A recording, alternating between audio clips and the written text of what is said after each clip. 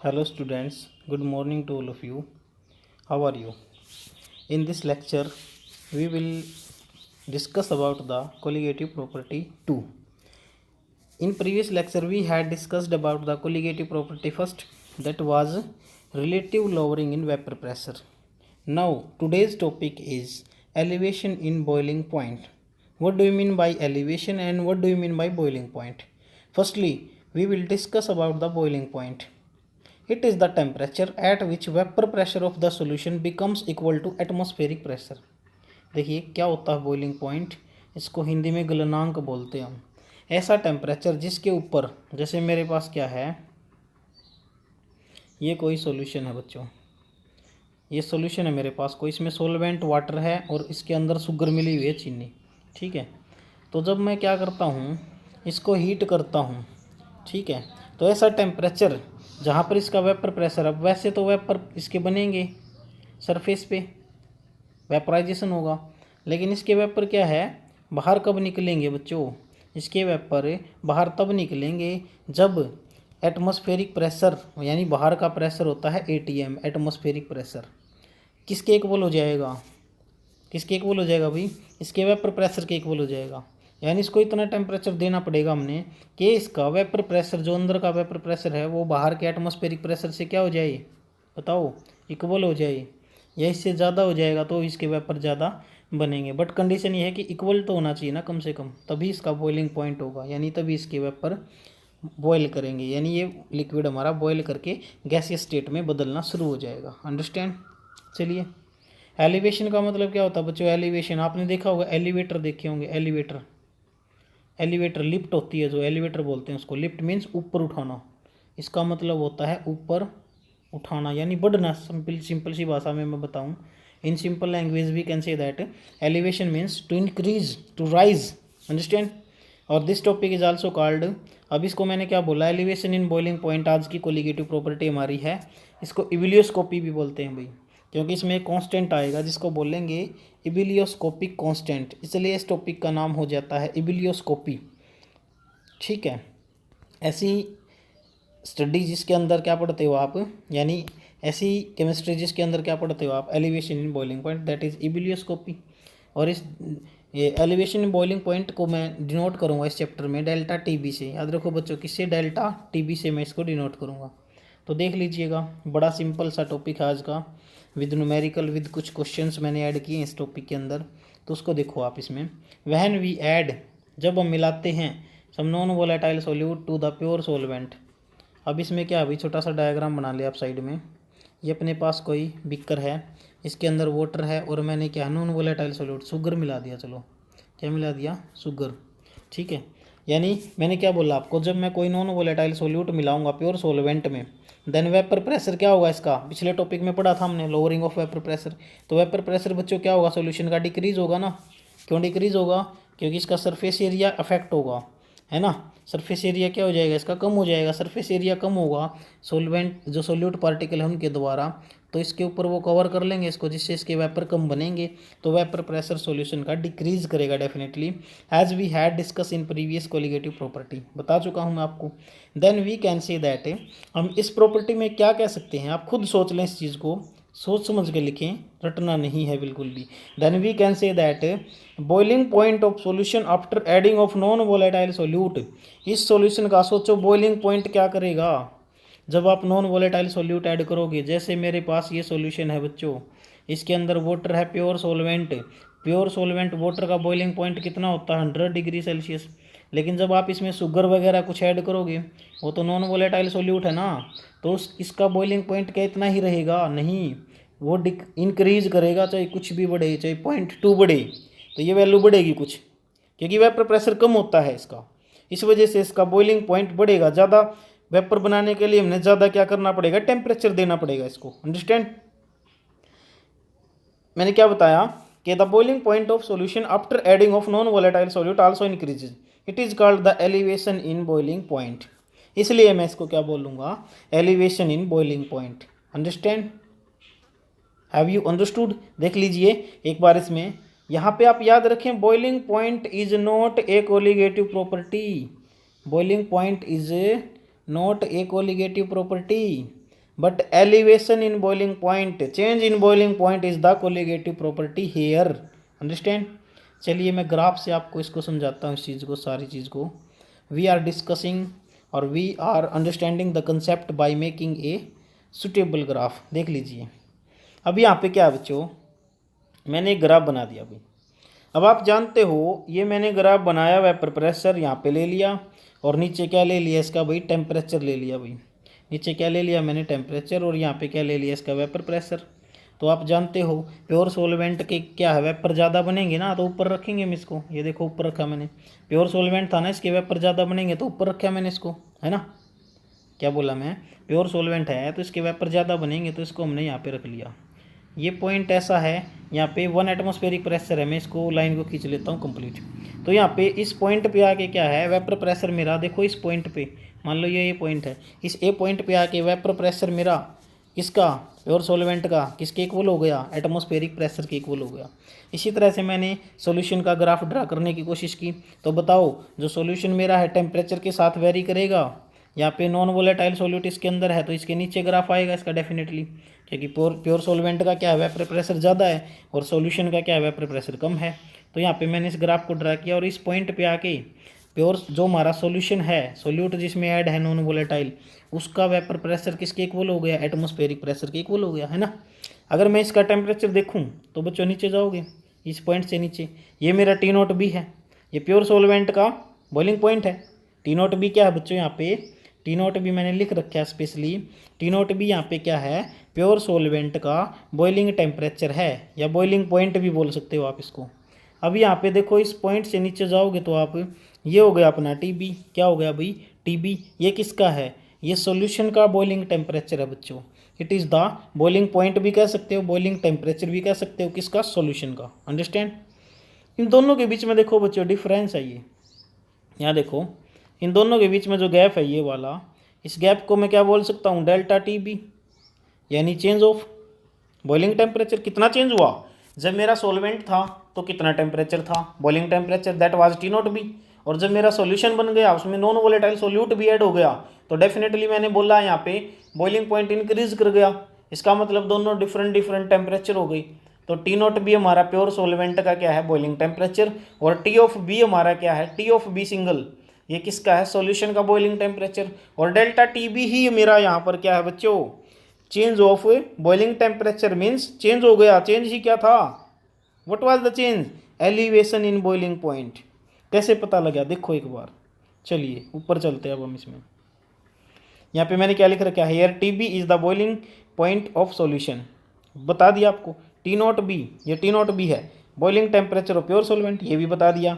Delta T B क्या है, change of boiling point, that is also called elevation in a boiling a point. Have you understood the complete graph, yes definitely आपको समझ में आ चुका होगा। चलिए अब मेरे पास जो डेल्टा टी बी का फार्मूला है वो किसके इक्वल हो गया, delta T B is equal to, कौन सा ज़्यादा होगा बच्चों, डेफिनेट सी बात है, बताओ, T B minus T nought B. क्या आ जाएगा, delta T B is equal to T B minus T nought B.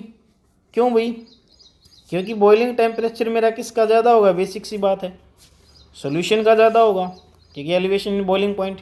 तो सॉल्यूशन का बॉइलिंग टेम्परेचर सोल्यूट मिलाने से ज़्यादा हो गया, नॉन वोलेटाइल था, और प्योर सॉल्वेंट का कम है, इसलिए मैंने इसमें से ये घटाया है। क्लियर हो गया होगा बिल्कुल ही आपको। चलिए हम आगे, एक्सपेरिमेंट जब हमने किया लैब के अंदर, जब हम लेबोरेटरी में इस फार्मूले को अप्लाई कर रहे थे तो हमारे पास एक नया फार्मूला सामने आया। क्या था वो, delta T B directly proportional to M, this is the small M here, and what is this small M. हाँ जी देखिएगा, delta T B is directly proportional to what, M, small M. What is small M, आपको बता चुका हूँ मैं पहले lecture, जो हमारा मोलैलिटी और नॉर्मेलिटी का लेक्चर था ना, उसके अंदर मैंने आपको बताया था डिटेल में बिल्कुल with numericals. What is molality, molality यहाँ पर क्या है मेरे पास, मैं पुट कर सकता हूँ number of moles of non volatile solute. Non volatile लिखो या ना लिखो, क्योंकि यहाँ पे नॉन वोलेटाइल ही ऐड किया हमने, तो number of moles of non volatile solute to the mass of the solvent in KG, याद रखना, mass of solvent in KG. तो हम आगे क्या कर सकते हैं, hence we can say that elevation in boiling point is a colligative property. क्यों भाई, एलिवेशन इन बॉइलिंग पॉइंट यहाँ पे प्रूव कर देते हैं हम कि कोलिगेटिव प्रॉपर्टी है। क्यों, क्योंकि कोलिगेटिव प्रॉपर्टी क्या होती थी, जो number of moles of solute पे डिपेंड करती थी। तो आप देख लें delta T B here is directly proportional to number of moles of solute, means जितने number of moles of solute मिलाओगे उतना ही इसका बॉइलिंग पॉइंट क्या करेगा, बढ़ेगा, एलिवेट करेगा, एलिवेशन होगा। So I can say that elevation in boiling point is a colligative property. Understand? बताना होता है ये भी एग्जाम में, आपको प्रूव करना होता है। हमने प्रूव कर दिया भाई। चलो आगे चलते हैं। Delta T B equal to K B into M. Here K B क्या है, यहाँ पर एक के बी नई टर्म आई मेरी। मैंने क्या किया बच्चों, पिछले टॉपिक में क्या बताया था अभी थोड़ी देर पहले, delta T B directly proportional to M. इस प्रोपोर्शनलिटी के साइन को मैं रिमूव करूंगा, हटाऊंगा, तो मेरे पास एक कांस्टेंट आएगा, और वो कांस्टेंट मेरा यहाँ पर स्पेशल कांस्टेंट है भाई, K B. K B is called molal elevation constant. Molality है ना ये, तो इसलिए इसका नाम पड़ गया molal elevation constant. You may also called it, इसका एक काफ़ी बड़ा सा नाम भी है जो इस टॉपिक को अदर नेम देता है, इबिलियोस्कोपिक कांस्टेंट। क्या बोला मैंने, इसका अदर नेम क्या बच्चों, इबिलियोस्कोपिक कांस्टेंट। पेपर में काफ़ी क्वेश्चंस पुट होते हैं इस टॉपिक पे। यहाँ पे डायरेक्टली क्वेश्चन आ जाता है कि व्हाट इज इबिलियोस्कोपिक कांस्टेंट, या what are the unit of ebullioscopic constant. इसकी यूनिट्स डिफाइन करें आप क्या क्या है। तो मैं आपको इसकी डेफिनेशन भी बता देता हूँ और इसकी यूनिट्स भी बता देता हूँ, देख लीजिएगा। बड़ा सिंपल सा कंसेप्ट है। के बी का मतलब होता है इबिलियोस्कोपिक कांस्टेंट या मोलर एलिवेशन कांस्टेंट। तो it is the elevation in boiling point. तो देखो एक बार यहाँ पे ध्यान से देखो, ये फार्मूला मेरे पास है, delta T B is equal to K B into M. अगर मैं एम की वैल्यू 1 ले लूँ, यानी number of moles of solute भी मेरा एक कितना है 1, और सॉल्वेंट भी कितना है 1 kg। अगर मैं दोनों की वैल्यू 1 ले लूँ तो मोलैलिटी कितनी हो जाएगी बच्चों 1। तो मेरा फार्मूला क्या आ जाएगा, delta T B is equal to K B into 1। यानी देखो जब मोलैलिटी मैंने 1 ले ली तो मेरा एलिवेशन इन बॉइलिंग पॉइंट ही किसके इक्वल आ गया, इबिलियोस्कोपिक कांस्टेंट। यानी ऐसा टेम्परेचर हमारा जब मोलैलिटी यूनिटी हो जाती है सॉल्यूशन की, मोलैलिटी जब सॉल्यूशन की यूनिटी हो जाती है तो elevation in boiling point is equal to is called ebullioscopic constant. Understand? Now we will discuss about the unit of K B. So simple, ये फार्मूला मेरे पास था क्या, delta T B is equal to K B into M. मैं क्या करूँगा, इसको इधर ले आऊँगा, K B into M is equal to delta T B. K B is equal to क्या हो जाएगा, delta T B by M. What is delta T B, boiling point यानी एलिवेशन इन बॉइलिंग पॉइंट, या फिर boiling point change. और boiling point किस में मापते हैं केमिस्ट्री में हम, केल्विन में। तो केल्विन है ना। और मोलैलिटी क्या होती है बच्चों, बताओ मोलैलिटी क्या होती है, किलोग्राम पर मोल। तो इसकी यूनिट क्या हो जाएगी, केल्विन। अब ये नीचे है ना किलोग्राम पर मोल, देखो ध्यान से मैं समझा देता हूँ एक बार। केल्विन, मोलैलिटी की यूनिट क्या होती है, नंबर ऑफ मोल्स यानी मोल पर केजी। अब ये केजी ऊपर जाके क्या है, केजी ऊपर रह जाएगा, ऊपर जाएगा तो उल्टा नहीं करेंगे हम इसको। तो ये मेरा आ जाएगा केल्विन किलोग्राम पर मोल।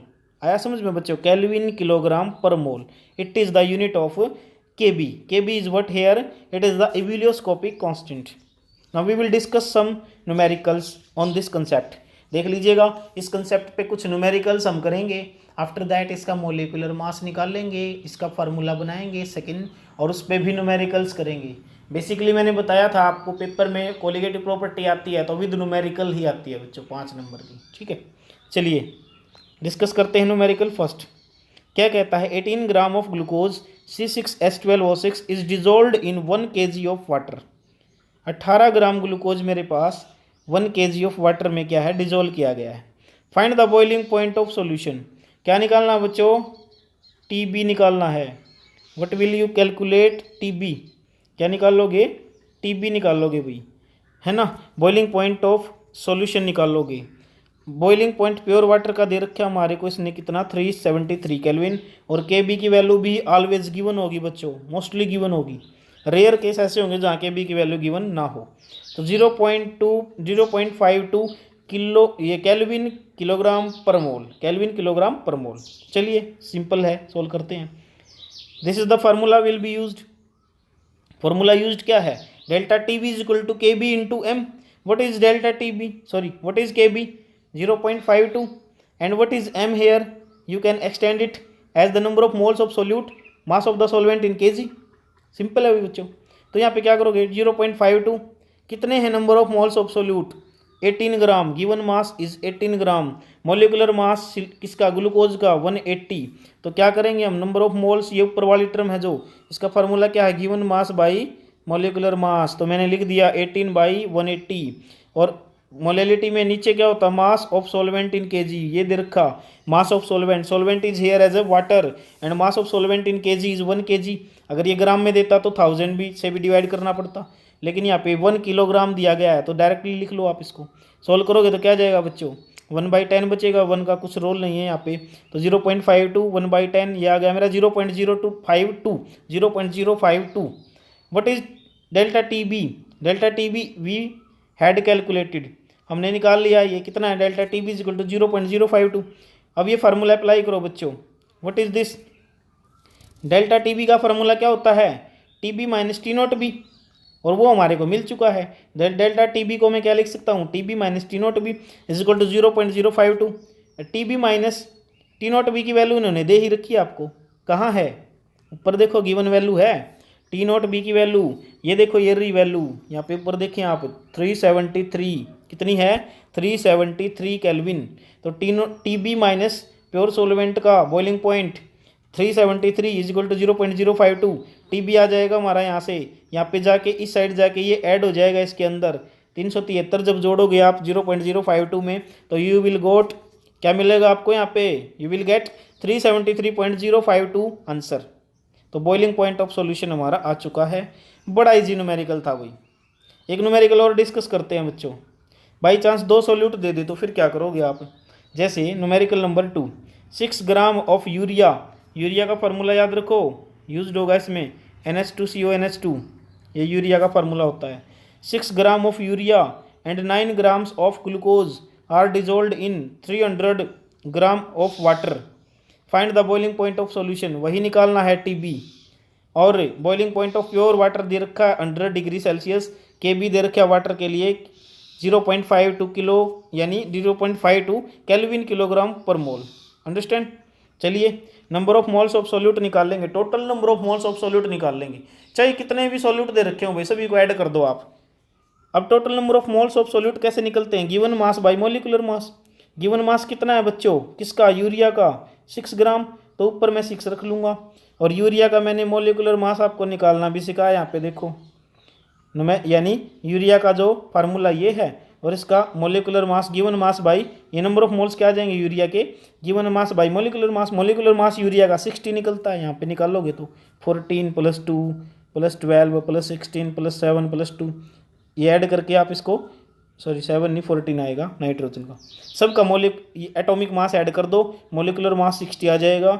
इसी तरह से ग्लूकोज का भी क्या आ जाएगा, 180 हमने निकाला था, तो इसका नंबर ऑफ मोल्स ये आ गया, इसका ये आ गया, ये दोनों के नंबर ऑफ मोल ऐड कर दो, ऐड करोगे तो 0.15 moles, delta T B is equal to K B into M, apply कर दें फार्मूला इन प्रीवियस न्यूमेरिकल की तरह, बिल्कुल करो अप्लाई, क्या आएगा बताओ, यह आ जाएगा के बी कितना है 0.52, एम का मतलब गिवन, यानी इसमें क्या आ जाएगा मेरा, जैसे मैंने निकाला अभी number of moles of solute, total number of moles of solute कितने हैं 0.15, और सॉल्वेंट की कितनी वैल्यू थी भाई, यानी इसका जो, अगर मैं बात करूँगा दोनों के गिवन, यानी number of moles of solute divided by क्या था, ऊपर तो ये आ चुका, मास ऑफ सॉल्वेंट इन केजी 300 ग्राम है भाई अब की बार, इसलिए 1000 से भी डिवाइड करना पड़ेगा, अब की बार 300 ग्राम था ना, इसलिए मैंने 1000 यूज़ किया, काटोगे तो यहाँ पे मेरे पास कितना आंसर आ जाएगा, टीबी का 0.26, टीबी मेरा आ चुका है, डेल्टा टीबी कितना आ चुका है, डेल्टा टीबी 0.26, एंड फार्मूला वही लगाऊंगा मैं प्रीवियस की तरह, T B is equal to T nought B plus, इधर आएगा तो ये इसके इक्वल हो जाएगा, ये आ गया मेरा 100.26 डिग्री सेल्सियस। देखा एलिवेशन इन बॉइलिंग पॉइंट, क्योंकि प्योर वाटर का 100 था तो एलिवेशन कितना हो गया 0.26 हो गया, है ना, सिंपल न्यूमेरिकल है। इसी कोलिगेटिव प्रॉपर्टी में पूछा जाता है कई बार calculation of molecular mass of solute, यानी मोलिकुलर मास की टर्म में तो हर एक कोलिगेटिव प्रॉपर्टी डिस्कस करनी पड़ेगी, हमने पिछली भी की थी ना, मोलिकुलर मास की टर्म में सोल्यूट का भी पूछ सकते हैं, सोलवेंट का भी पूछ सकते हैं। तो molality is the number of moles of solute dissolve पर 1000 ग्राम ऑफ द सोलवेंट। यदि मैंने मान लिया, सपोज करो W2 ग्राम, तो मान लिया मैंने मास ऑफ सोल्यूट, मैं सोल्यूट का ही मानता हूँ W2 ग्राम, जिसका मोलिकुलर मास क्या है m2, वो डिजोल्व करता है W1 ग्राम ऑफ सोलवेंट में। तो यहाँ पे अप्लाई कर दो, क्या बड़ी बात है इसमें। तो क्या आ जाएगा बच्चों बताओ, ये आ जाएगा मेरे पास m molality is equal to क्या आ जाएगा, given mass by molecular mass, है ना। मोलैलिटी को एक्सटेंड किया बस, और कुछ नहीं। ये फार्मूला मैं पहले भी करवा चुका हूँ आपको जब मोलैलिटी का टॉपिक करवाया था। गिवन मास ऑफ सोल्यूट मान लिया मैंने कितना है W2 बाई m2 इसका molecular mass into 1000 by W1। W1 is what, it is the weight of या मास ऑफ किसका, सोलवेंट का है भाई, ठीक है। तो अप्लाई कर दो आप, उस फार्मूले में रख दो उसको। तो क्या फार्मूला था, delta T B equal to K B into M, M की जगह पे मैंने ये टर्म रख दी। तो मेरा यहाँ पे m2 निकाल लूंगा, m2 is what, it is the molecular mass of solute. Solute का मोलिकुलर मास है भाई ये, और सोल्यूट का मोलिकुलर मास है तो क्या आ जाएगा, ये फार्मूला बन जाएगा। इस पर भी एक न्यूमेरिकल मैंने डिस्कस किया आपके सामने, ये आप इसको देख लें। क्या है, the calculate the boiling point of a solution containing 0.456 gram of camphor. Camphor होता है क्या, मोलर मास दे रखे हमने, क्या लेना है इसका, कैम्फर कपूर होता है, वैसे कपूर देखा होगा आपने। Dissolve in 31.4 gram of acetone, acetone भी आप जानते हो क्या है, CH3COCH3, 56.30 degree Celsius. If the molecular elevation constant दे रखा है per 100 gram of acetone is this. तो कर दो अप्लाई भाई। यहाँ पे हमारे पास W2 कितना है, W2 कितना है 0.456 ग्राम, M2 कितना है 152, W1 कितना है 31.4, T0 भी दे रखा है, KB भी दे रखा है, सारी चीज़ डिफाइन है। तो डेल्टा TB का फार्मूला ये वाला लगेगा अब यहाँ पे, क्योंकि सारी चीज़ गिवन है ना, एक्स्ट्रा चीज़ें पुट कर दो, वैल्यू आपका आंसर आ जाएगा 0.16 डिग्री सेल्सियस। तो बॉइलिंग पॉइंट ऑफ सॉल्यूशन हमने निकालना है, तो अप्लाई कर देंगे TB is equal to T0B plus delta TB, इधर आएगा तो ये प्लस कर दोगे, आंसर आ गया, है ना। कुछ क्वेश्चंस आपसे मैंने डिस्कस किए हैं, आप इनको नोटबुक में अच्छी राइटिंग में लिखें। ये क्वेश्चंस इन्हीं टॉपिक से हैं जो हमारे हो चुके हैं। अब मैं एक कोलिगेटिव प्रॉपर्टी और डिस्कस करता तो काफ़ी लेंथी लेक्चर हो जाता ना, इसलिए मैंने क्वेश्चन ऐड कर दिए हैं यहाँ पे, ताकि लेक्चर ज़्यादा छोटा भी ना हो। What is molality of pure water, pure water की मोलैलिटी आप निकाल के भी देख सकते हो। वैसे याद रखें, ऑप्शन टाइप क्वेश्चन आता है पेपर में 55.5, out of molality, formality, normality and molality. ये देखो क्या बताया, out of molality, formality, normality and molarity which is independent of temperature. Temperature पे डिपेंड कौन नहीं करता, मोलैरिटी नहीं करती भाई। बता चुके हैं इसका एक्सप्लेनेशन पहले, सब कुछ बता चुके हैं आपको। यहाँ पे तो क्वेश्चन आंसर है बस direct. Constant boiling mixture are called azeotropes, जानते हो आप। कॉन्स्टेंट बॉइलिंग मिक्सर क्या होते हैं, एजोट्रोप्स होते हैं। मैंने बताया था maximum boiling azeotrope, minimum boiling azeotrope, 2 type के होते हैं भाई। Colligative property of solution depend upon, जानते हो, number of moles of non volatile solute या फिर solute out of 1 molar which is more concentrated. 1 molar ज़्यादा कंसनट्रेटेड होगा, मोलैरिटी। अब देख लीजिए, तो why boiling point of water is increased on addition of non volatile solute to it. ये तो हम कर चुके हैं। अब तो बॉइलिंग पॉइंट वाटर का क्यों बढ़ता है, आज की तो प्रॉपर्टी थी एलिवेशन इन बॉइलिंग पॉइंट। जब आप इसमें नॉन वोलेटाइल सोल्यूट ऐड कर देते हो तो वाटर का बॉइलिंग पॉइंट राइज क्यों करता है, because when non volatile solute is added to a volatile liquid a solvent its vapour pressure decrease. और वेपर प्रेशर डिक्रीज होगा तो हमने इसको इतना गर्म करना पड़ेगा ताकि इसके वेपर या इसका वेपर प्रेशर इसके एटमॉस्फेरिक प्रेशर के बराबर हो जाए। वही तो होता है ना क्या, boiling point. Yes. What is the nature of the solution when ethyl alcohol and water are mix. देखो, आप इथाइल अल्कोहल वाटर को मिक्स करोगे तो पॉजिटिव डेविएशन होगा रोल्ट लॉ से, समझा चुका हूँ अच्छी तरह से। What will be the nature of the solution when chloroform acetone mix करेंगे तो नेगेटिव डेविएशन होगा रोल्ट्स लॉ से। सारी चीज़ आपको ये एक्सप्लेन कर चुके हैं, इसलिए यहाँ पे डिस्कशन इनका ज़्यादा नहीं किया गया। तो I hope you got all the topics from this lecture, and you will do your duty well. Do these all topics in your notebook, and first you need to understand by seeing this video. Comment, share and subscribe. Thank you. Have a nice day.